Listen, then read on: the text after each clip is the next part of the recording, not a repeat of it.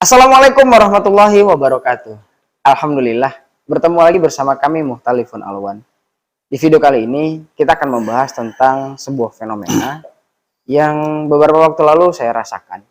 Yaitu ketika saya mengajak teman-teman saya untuk lebih intens belajar agama, untuk lebih intens agar dekat dengan Allah.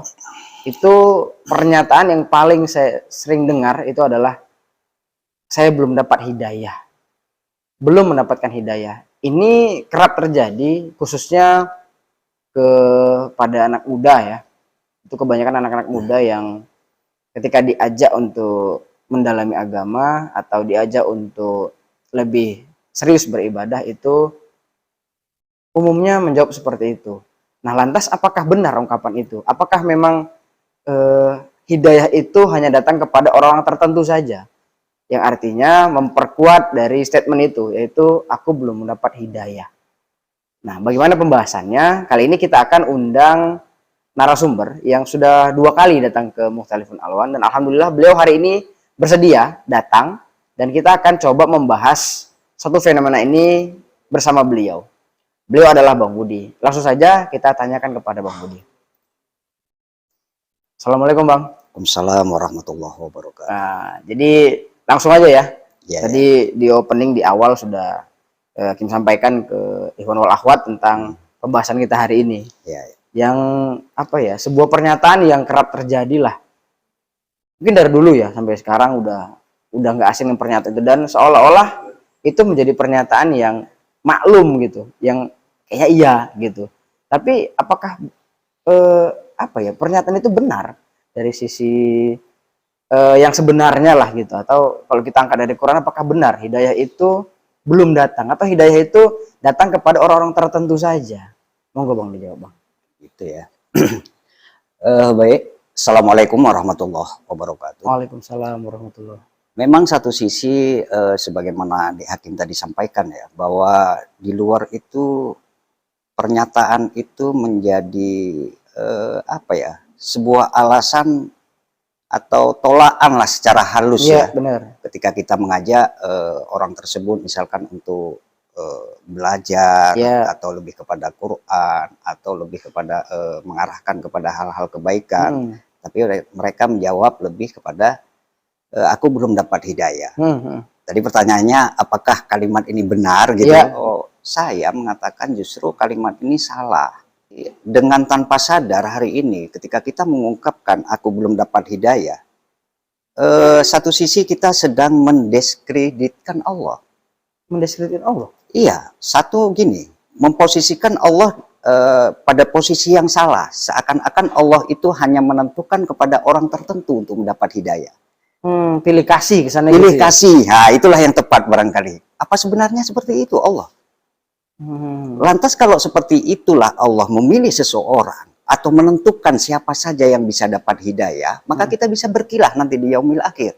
Orang aku belum dapat hidayah kok. Iya, benar. Kan bisa seperti itu kan? Iya. Padahal nggak seperti itu. Allah kan senantiasa memberikan hidayah. Iya, Allah itu kan yang setahu Hakim ya, Allah itu kan Ar-Rahman dan Rahim, gitu kan. Artinya Rahman Rahimnya itu ya ke semua gitu bahkan, kan gitu kan. Nah, tapi kenapa urusan hidayah kok malah pilih-pilih gitu, pilih kasih, terus kriterianya juga seolah-olah apa ya, otoriter Allah jadinya. Ini kan urusanku, ini hakku nih, siapa mau kasih terserahku kok. Jadi kesannya gitu jadinya. Enggak gitu. Rahman Rahimnya jadi nggak kebukti jadinya kalau gitu kan. Nah, disitulah kadang-kadang kita punya paradigma, kemudian kita berpersepsi ya terhadap Allah itu seperti itu. Itulah yang katakan tadi, yang saya katakan bahwa sebenarnya ungkapan kita itu salah sebenarnya. Salah ya? Iyalah. Kemudian kalau kita mau merujuklah ke Al-Quran itu sendiri, bahwa Quran itu kan juga diturunkan hudalinas untuk manusia. Nah, kayaknya sebagai hidayah ya buat manusia ya. Makanya kalau dikatakan aku belum dapat hidayah, nggak mungkin, karena Quran itu sendiri juga hidayah. Sekarang paradigma kita mendudukkan Quran atau menjadikan Quran itu sebagai petunjuk kita apa bukan? Kita nggak bahas lagi barangkali untuk kata hidayah itu apa maknanya. Kemarin kalau nggak salah saya di channel ini juga Ustadz Heru udah menjelaskan dengan jelas bahwa hidayah itu bermakna paling rendah itu petunjuk, pembimbing, bahkan hidayah itu adalah sesuatu hal yang mampu menjadi pengendali kehidupan kita. Lah itu kan Quran, kan gitu kan. Kemudian dipertegas lagi gini, hanya saja memang harus punya satu kunci ya untuk menjemput hidayah itu sendiri. Jadi Allah itu sebenarnya gini, kalau saya mau jelasin secara rinci, Allah itu sebenarnya kan senantiasa memberikan hidayah. Hanya saja kita hari ini menyikapi hidayah itu bagaimana? Atau bahasa kita mengerespon. Karena dia sebuah petunjuk, karena dia sebuah bimbingan, yang dia bisa muncul dari mana aja, bisa menaruh kauliyah, itulah Quran, bisa dari kauniyah. Hanya saja kemampuan kita merespon itu. Itu bisa nggak jadi petunjuk buat kita? Itu bisa nggak jadi hidayah buat kita? Kemudian petunjuk itu bisa nggak kita lakukan dalam kehidupan kita sehari-hari? Nah, ini yang butuh sebenarnya dari kita. Sebenarnya jangan kita diskreditkan Allah tadi, jangan memposisikan Allah pada posisi yang salah. Allah nggak seperti itu. Kemudian apa solusinya? Saya pikir kalau di surah 2, surah Al-Baqarah itu, Al-Baqarah di ayat 2 aja udah jelas. Di awal-awal kalau kita buka Quran itu di ayat 2 aja. Coba, apa ayat 2 itu? Coba Hakim bacakanlah. Bismillahirrahmanirrahim. Kalau pertama kan alif lam mim. Iya. Yang kedua itu zalikal kitabul la raiba fihi hudal lil muttaqin. Kita terjemahkan pelan-pelan. Zalikal kitabula raiba fi. Zalikal menunjukkan kata dekat itu. Kemana arahnya? Kitab, iya benar. Artinya kitab ini tidak ada keraguan, itu pernyataan Allah. Apalagi kelanjutnya? Hudalil muttaqin. Hudalil muttaqin, hidayah, petunjuk. Hanya saja kata kuncinya di akhir memang. Apa kata terakhirnya? Muttaqin. Bagi orang-orang yang bertakwa. Jadi kalau cerita hari ini kita belum dapat hidayah, Quran itu kapan udah diturunkan oleh Allah? Udah ribuan tahun yang lalu sudah ada. Di era Rasul Muhammad lah kita katakan. Kalau kita karena umatnya Rasul Muhammad. Kalau orang-orang terdahulu sebelum Rasul Muhammad, ada lagi kitabullah yang benar. Artinya hidayah itu kan sudah ada. Nah, kalau kita ukur aja lah dari masa Rasul Muhammad di era kita, berarti 1400 tahun yang lalu. Sebenarnya Quran itu udah ada, hidayah itu udah ada, petunjuk itu udah ada buat kita. Hidayah dalam bentuk nyata gitu ya? Iya. Sudah bisa dipegang, bisa dibaca, bisa dirasakan gitu kan. Lantas hari ini kita menyatakan tadi, balik lagi ke pernyataan awal, aku belum dapat hidayah. Apa alasan kita untuk mengatakan aku belum dapat hidayah? Kan di kitanya hari ini tak mau merespon hidayah tersebut. Adanya itu. Loh, udah ada di Quran. Itu kan pernyataan Allah. Bahwa kitab ini adalah hudan. Kitab yang nggak perlu diragukan. Hanya saja kata kuncinya, makanya saya katakan di lafaz terakhir itu, lil mutakin. Bagi orang-orang yang penuh kecermatan. Bagi orang-orang yang melakukan menggunakan ketelitiannya, betul, melihat petunjuk itu. Nah, Quran itu bisa jadi petunjuk dan bahkan bisa jadi tidak buat kita. Benar. Saya pikir kalau mohon maaf ini buat kita yang ngaku umat Islam, saya pikir semua orang punya Quran di rumah. Benar. Tapi belum tentu kita jadikan itu sebagai petunjuk. Iya. Kan gitu kan? Benar. Mentok-mentok jadi bahan bacaan aja. Nah, kan terlepas di kita. Jadi jangan kita salahkan semuanya tadi. Pernyataan tadi aku belum dapat hidayah, nggak ada itu pernyataan. Makanya saya katakan pernyataan itu pernyataan yang salah. Jadi itu dalih kita saja. Kadang-kadang barangkali penolakan secara halus ketika diajak-ajak kawan-kawan kita tadi untuk berbuat baik. Sebenarnya bentuk ajakan misalkan Rohman Hakim tadi kan atau saya sendiri ketika mengajak-ajak itu kan juga bisa dijadikan petunjuk. Benar. Kan itu petunjuk, itu kan jalan sebenarnya mengarahkan kita gitu loh. Nah, iya betul. Nah, hanya saja kan respon kita kan, itulah mutakin itu. Mutakin kan nggak perlu kita jelasin, banyak dijelasi oleh Ustaz Heru kan. Udah dikupas tuntas sama Ustaz Heru. Nah, itu. Iya benar. Jadi takwa itu kan, ya cermatlah kita melihat petunjuk itu. Telitilah kita melihat petunjuk itu. Nah, orang-orang yang seperti ini yang bisa meraih hidayah itu sebenarnya. Bukan berarti hidayah itu belum ada. Udah ada sejak dulu. Benar, tinggal kitanya merespon itu gitu ya. Kira-kira kita responsif nggak dengan hidayah yang Allah kasih? Yang paling real nyata tuh Quran bentuknya. Nah, itu dia. Dan barangkali mungkin setiap hari itu ada peristiwa-peristiwa yang sebenarnya itu bisa jadi asbab hidayah, betul Bang ya? Betul lah. Nah, karena kalau kita lihat lah di video-video itu kan beberapa kisah apa ya, kisah-kisah orang bertobat segala macam ini kan peristiwanya beda-beda ini. Iya, betul. Nah, kan gitu kan. Betul. Ini kan berarti apa? Berarti melalui peristiwa Allah juga bisa sebenarnya apa ya, ngasih hidayah kita. Tinggal kita mau respon atau enggak nih, kan gitu kan. Ada yang Hakim lihat di video itu kan, kalau misalnya kayak Ustadz Felix Shaw itu Hakim lihat ceritanya, beliau itu dapat hidayah dari apa ya, peristiwa sperma menuju ovum. Beliau itu sudah apa ya, saya mencoba beberapa agama gitu bahkan. Akhirnya sempat memutuskan untuk tidak beragama. Nah, sampai gitu. Ujungnya menemukan hidayah di Islam melalui itu. Melalui proses sperma menuju ovum. Dari situ dia dapat hidayah. Nah, gitu. Berarti kan dia teliti, dia cermat tentang itu.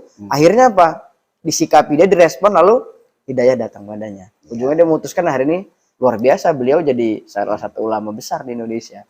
Nah, gitu. Berarti betul ya Bang ya? Iya, betul lah. Jadi itu kan kalau contoh tadi misalkan sperma di ovum segala macam, itu kan bentuk satu di antara hidayah dalam bentuk kauniyah ya. Alam dia, alami. Peristiwa.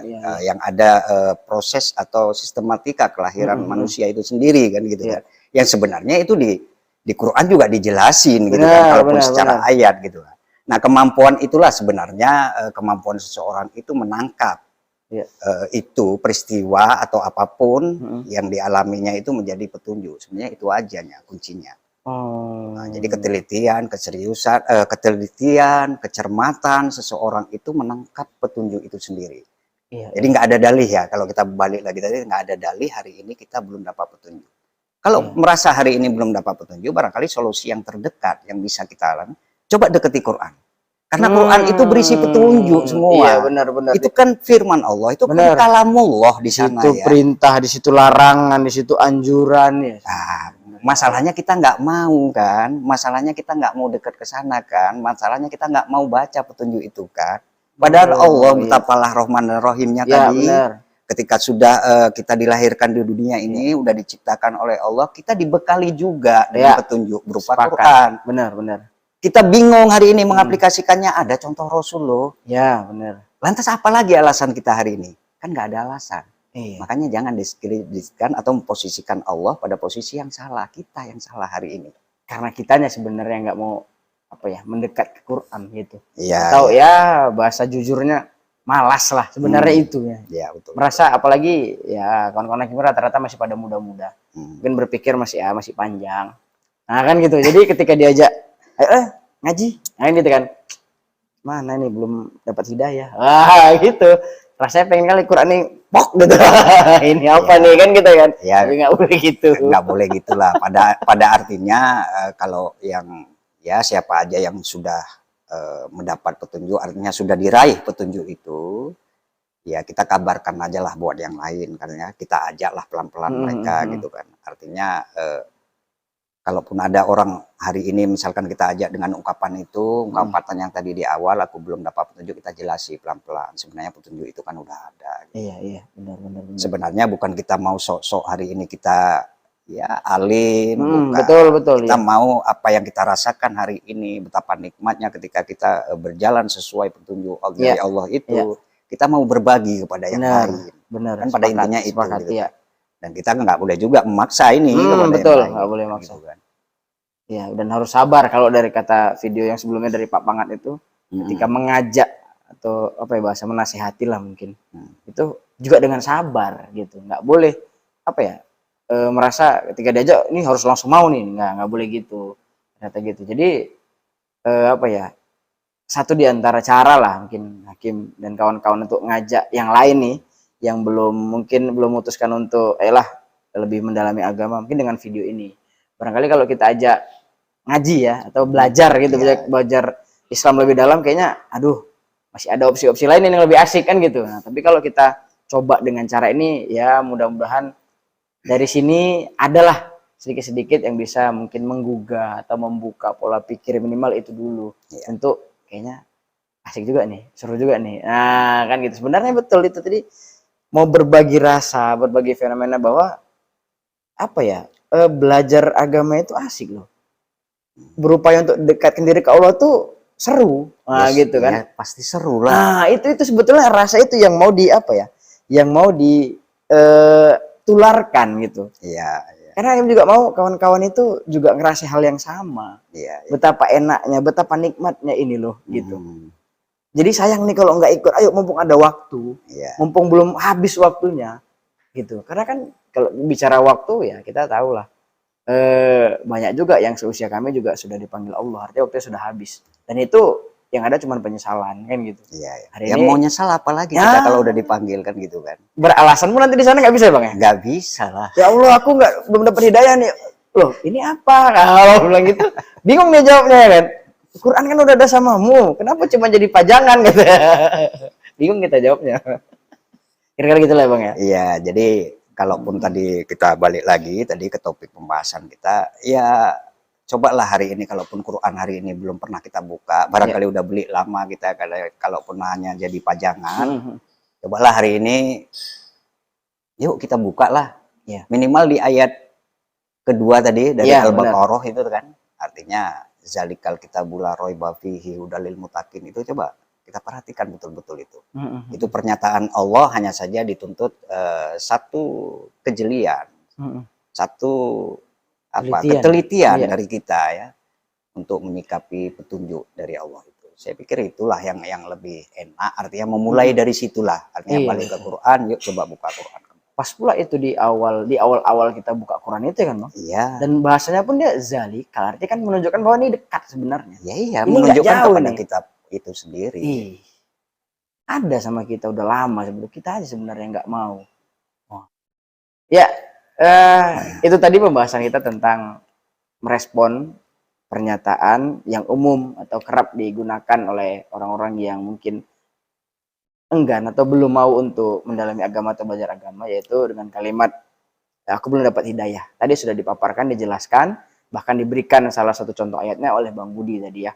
Alhamdulillah, semoga ini bisa jadi membuka pikiran kita untuk tidak lagi berpikiran seperti itu, bahwa hidayah sudah ada sama kita, tinggal kitanya nih. Nah gitu. Jadi seperti biasa di akhir video kita minta pesan-pesan dari narasumber. Silakan Bang. Iwan wal akhwat fidin rahimakumullah. Pernyataan yang sering kita dengar, aku belum dapat hidayah, seyogyanya itu nggak keluar dari lisan kita. Karena tanpa kita sadari sebenarnya pernyataan itu kita sedang memposisikan Allah itu pada posisi yang salah. Seakan-akan Allah itu memberi hidayah kepada orang-orang tertentu. Atau dengan kata lain pilih kasih. Padahal hidayah itu senantiasa diturunkan Allah kepada siapa yang mau merespon. Jadi pada intinya hari ini kitalah yang dituntut untuk lebih teliti, lebih jeli untuk melihat petunjuk atau hidayah dari Allah. Supaya kita tidak terjebak untuk menyalahkan Allah nantinya. Saya pikir gitu. Ya itu tadi pesan dari Bang Budi supaya kita lebih teliti untuk menyikapi hidayah yang sebenarnya sudah ada pada kita. Baik, selesai video kita kali ini. Jangan lupa untuk tetap memberikan komentar yang membangun untuk kami supaya kedepannya kami bisa lebih baik lagi. Untuk itu kita tutup video ini dengan binasri minallah fathun qarib. Assalamualaikum warahmatullahi wabarakatuh. Waalaikumsalam.